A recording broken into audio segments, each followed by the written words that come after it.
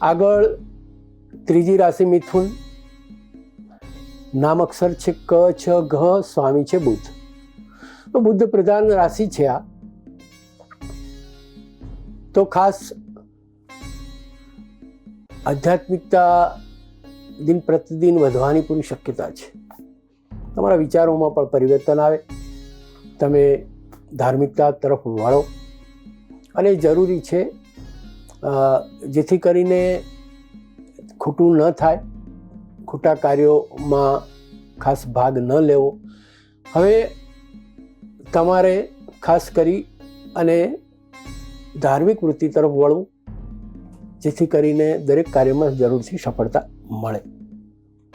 આવકના સૂત્ર જો કે ક્ષતિગ્રસ્ત છે, એમાં કોઈ ખાસ ખૂબ પરિશ્રમ કરવાથી પણ નવા કાર્યોમાં આજે કોઈ આવક થવાની પૂરી શક્યતા નથી. એટલે નાણાકીય આયોજન યથાસ્થિતિ રાખવું, કોઈ રોકાણ કરવું નહીં કે કોઈ લેવડ દેવડ કરવી નહીં,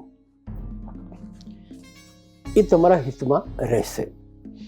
ખાસ કરીને સંપત્તિ બાબતે પણ યથાસ્થિતિ રાખવી. નવું કોઈ આયોજન કરવું નહીં. વાહન લેવું હોય તો પણ આજે નહીં લેવું. જો કે વ્યવસાયમાં સારો પ્રતિસાદ મળશે. સાથેના જે વ્યવસાયના ક્ષેત્રમાં કામ કરતા સૌ ખૂબ સહકાર આપે અને સારું એવું પ્રોડક્શન કરાવે. જો કારખાનું હોય તો એમાં પણ તમારા ઔદ્યોગિક ક્ષેત્ર પણ તો સૌ ખૂબ જ ધગસથી કામ કરી અને તમને સારું પરિણામ અપાવે, જેથી કરીને આ ક્ષેત્રે તમને ફાયદો થવાની પૂરી શક્યતા છે.